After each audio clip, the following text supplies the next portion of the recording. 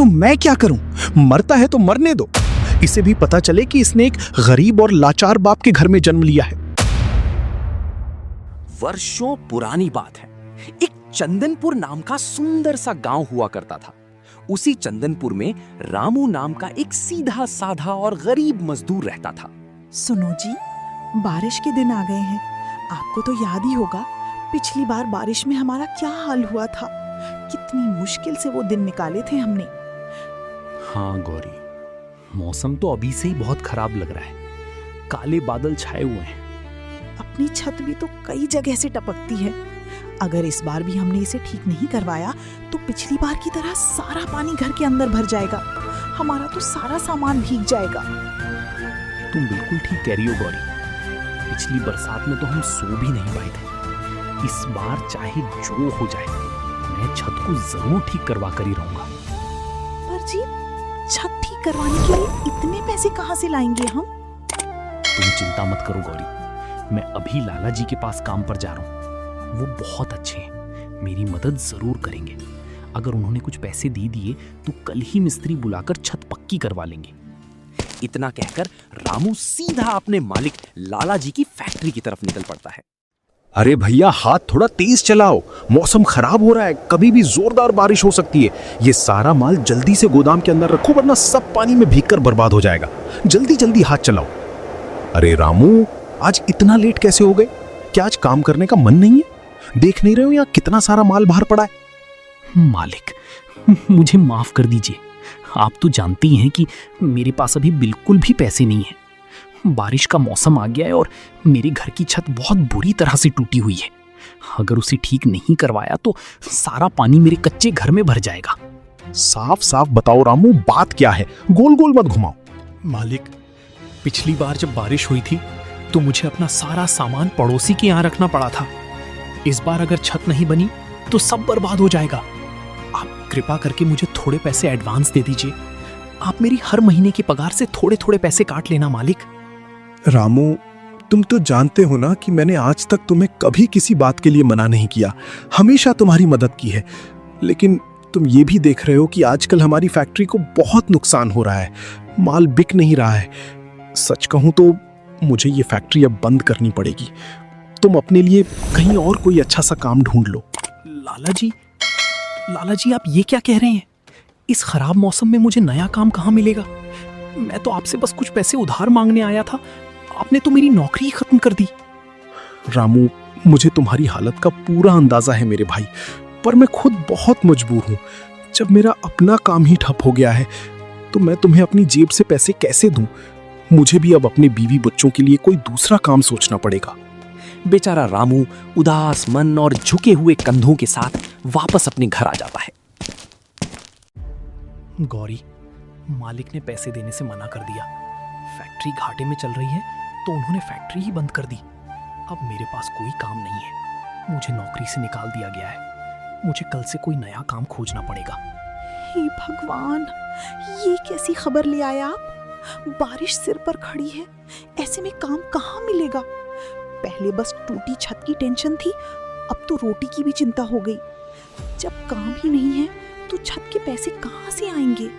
गौरी, तुम हिम्मत मत हारो। मैं कल सुबह होते ही बाजार जाऊंगा और कोई ना कोई काम पक्का ढूंढ कर लाऊंगा। भगवान ने चाहा तो हम छत भी ठीक करवा लेंगे।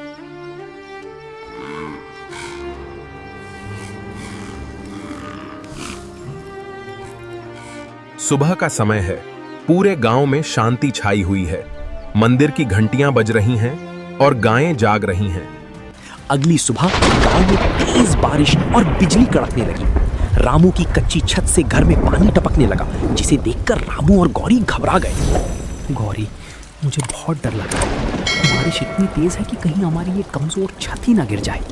अगर ऐसे ही पानी बरसता रहा तो हम बच्चों को लेकर कहाँ जाएंगे?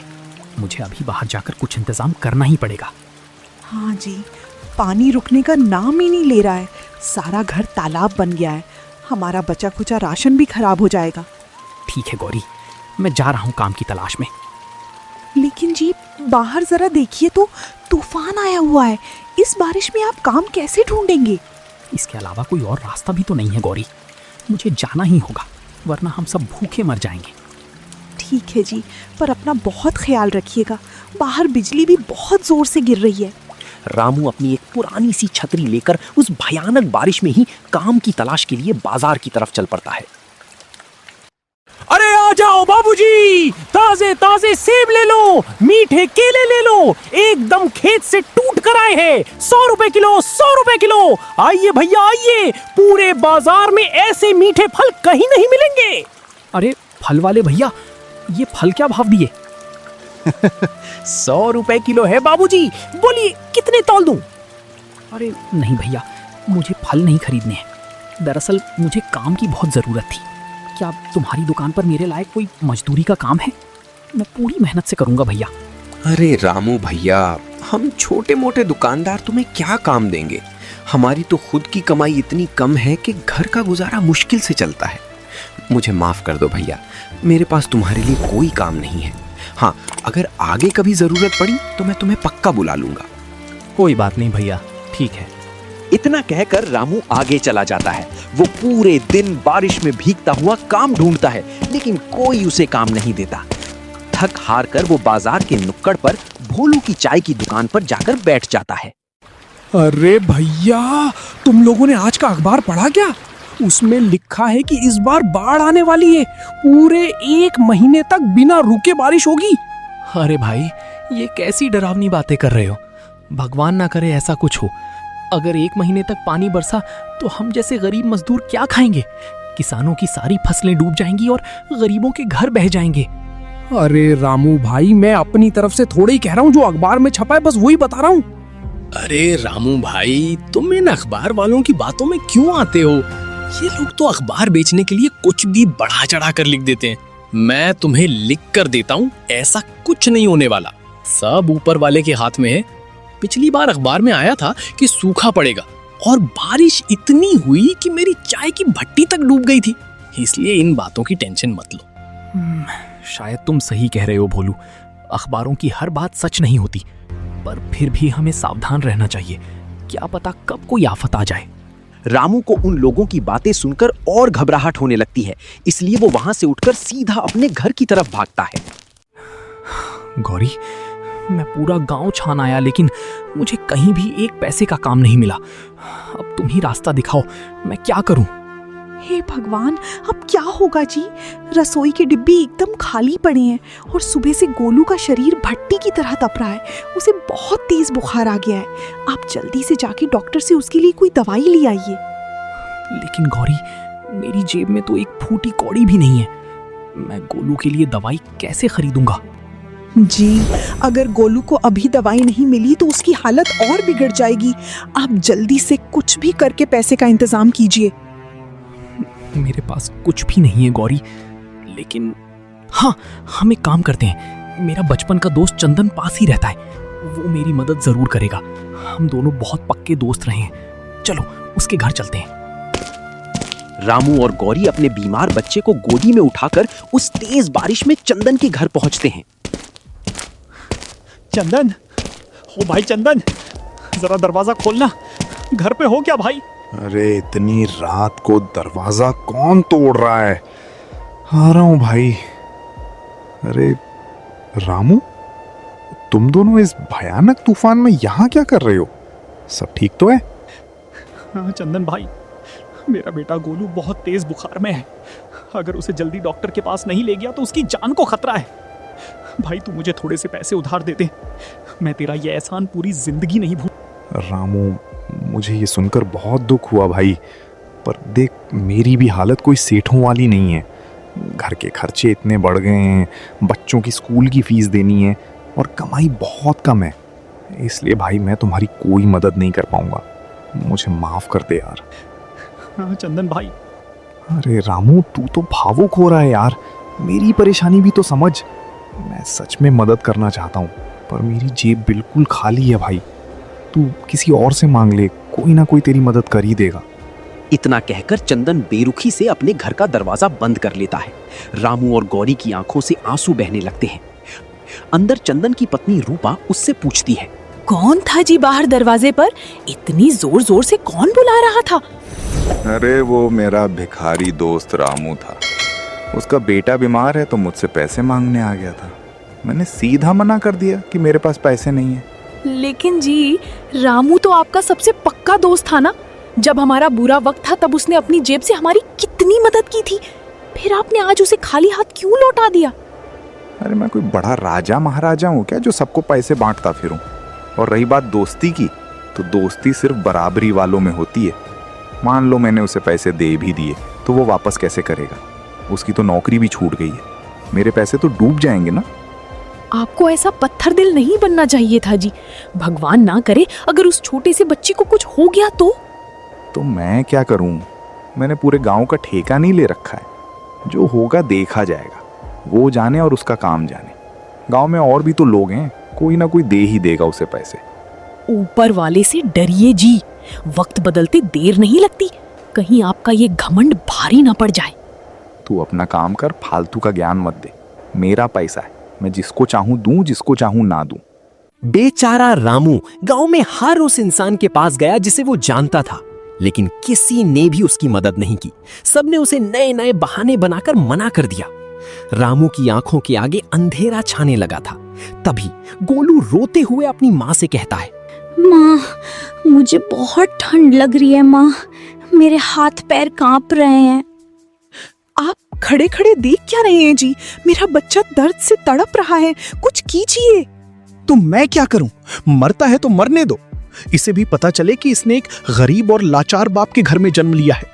मैं पूरे गांव के पैरों में गिर चुका हूं, कोई 1 रुपया देने को राजी नहीं है। क्या मैं अब किसी का गला काट कर पैसे लाऊं? हे भगवान, अपने मुंह से ऐसी अशुभ बातें मत निकालिए जी। आप एक आखिरी बार हमारे गांव के मुखिया जी के पास जाइए, वो जरूर हमारी बात सुनेंगे। उनसे कहिए कि बच्चे की जान जा रही है। रामू बदहवास हालत में दौड़ता हुआ गांव के मुखिया जी के घर पहुंचता है। मुखिया जी, मेरा बेटा गोलू बुखार से जल रहा है। मुझे उसके इलाज के लिए कुछ पैसों की जरूरत है। मैंने गांव में सबसे भीख मांगकर देख ली, किसी ने मेरी मदद नहीं की। अब बस आप ही मेरे लिए भगवान है, मेरी मदद कर दीजिए मुखिया जी। रामू, तुम्हारी बातें सुनकर मेरा दिल रो पड़ा है मेरे भाई। लेकिन रामू, मुझे बहुत अफसोस के साथ कहना पड़ रहा है कि मैं भी तुम्हारी मदद नहीं कर सकता। सरकार ने गांव के विकास के लिए अभी तक फंड नहीं भेजा है। गांव के सारे काम मैं उधार लेकर करवा रहा हूं। मैं खुद इतने भारी कर्जे में डूबा हूं कि और पैसे नहीं निकाल सकता। कोई बात नहीं मुखिया जी, जब मेरे अपने दोस्तों ने साथ छोड़ दिया तो आप भी क्या करेंगे? अब जो ऊपर वाले को मंजूर होगा वही होता। रामू भारी कदमों से अपने घर की ओर वापस मुड़ता है। वो रास्ते में सोच रहा था, आज सच में पता चल गया कि इस दुनिया में गरीब का कोई अपना नहीं होता। भाइयों, देख लिया ना दुनिया का दस्तूर। जेब खाली हो तो अपने भी मुंह फेर लेवे हैं। मेरा गोलू बुखार से तप रहा है और मेरे पास एक फूटी कौड़ी ना है।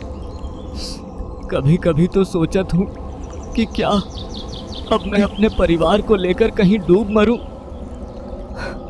मेरी किस्मत में आगे क्या लिखा है, ये जानने के लिए वीडियो पूरा देखना। और हाँ, अगर इस लाचार बाप का दर्द तुम्हारे भी दिल तक पहुंचा हो तो अपने 2D डिवाइन मैजिक को अभी सब्सक्राइब कर लो। चलो देखते हैं।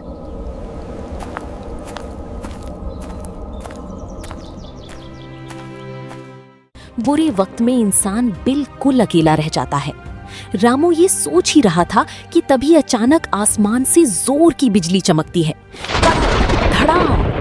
जिस पेड़ के नीचे रामू खड़ा था उसकी एक बहुत बड़ी डाल टूटकर सीधे रामू के सिर पर गिरती है और वो वहीं बेहोश होकर कीचड़ में गिर पड़ता है।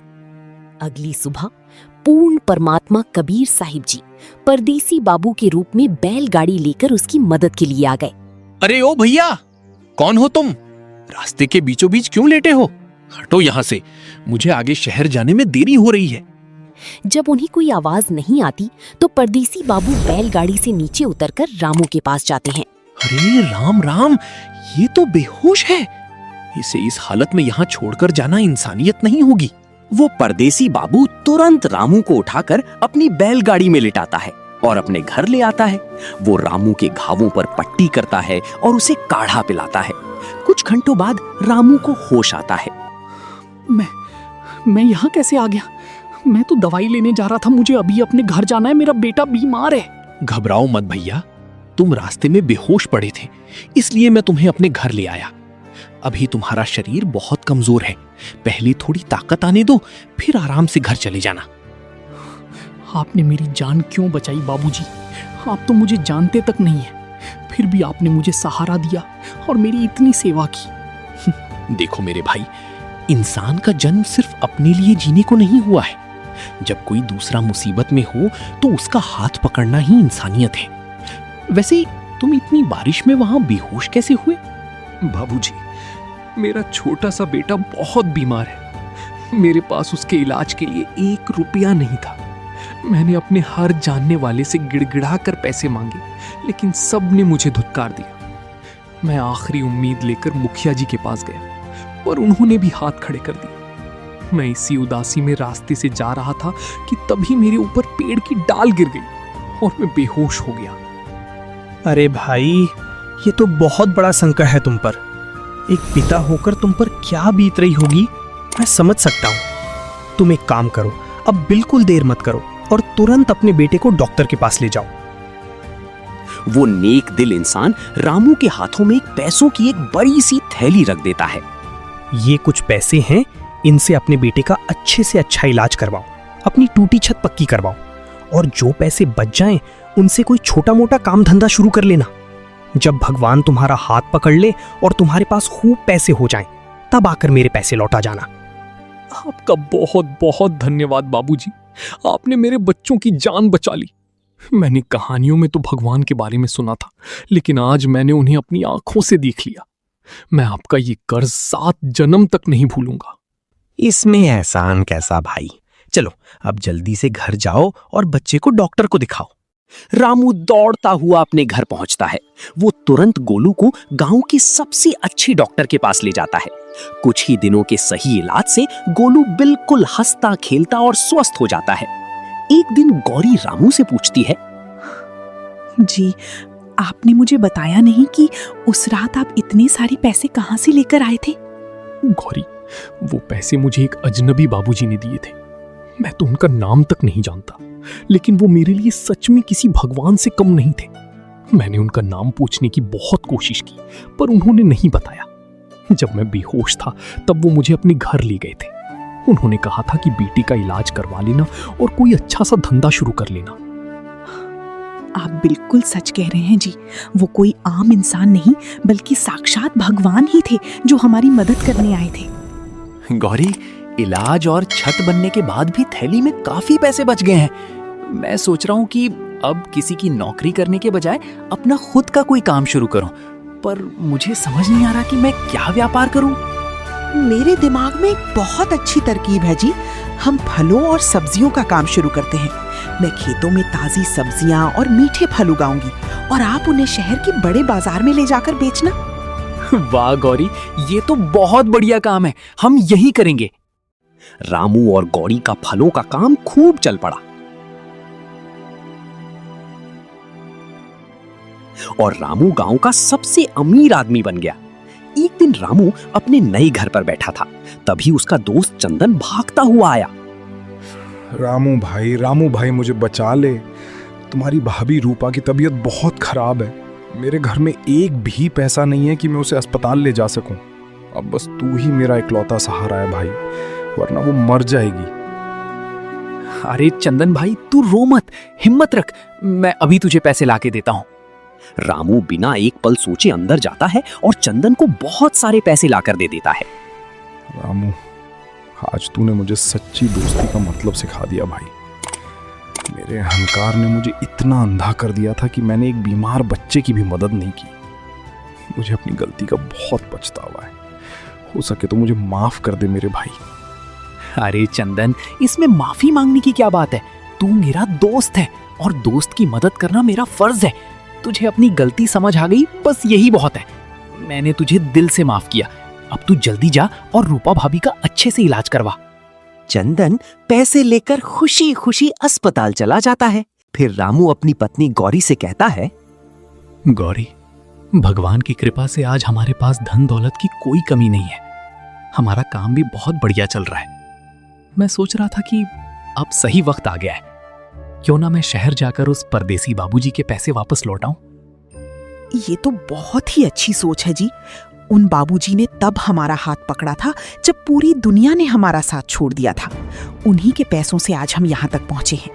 आप कल ही जाकर उनके पैसे ससम्मान लौटा आइए। अगली सुबह रामू खुशी खुशी पैसों की थैली लेकर शहर के उसी घर में पहुंचता है, लेकिन दरवाजा खटखटाने पर उसे वो परदेसी बाबू नहीं मिलता, बल्कि एक बूढ़ा आदमी बाहर आता है। प्रणाम बाबा।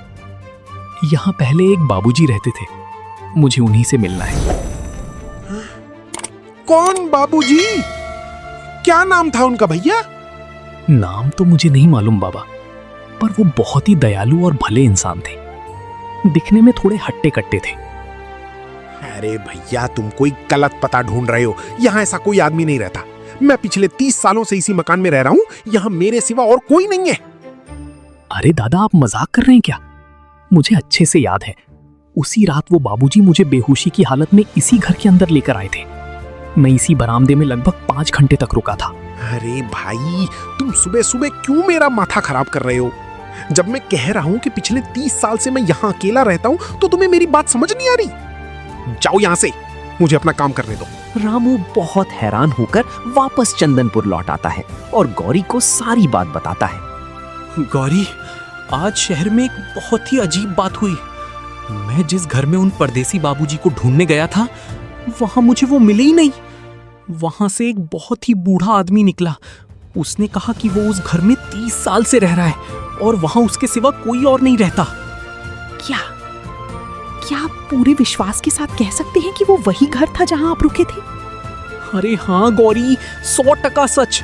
उस घर की एक एक चीज मेरी आंखों में छपी हुई है।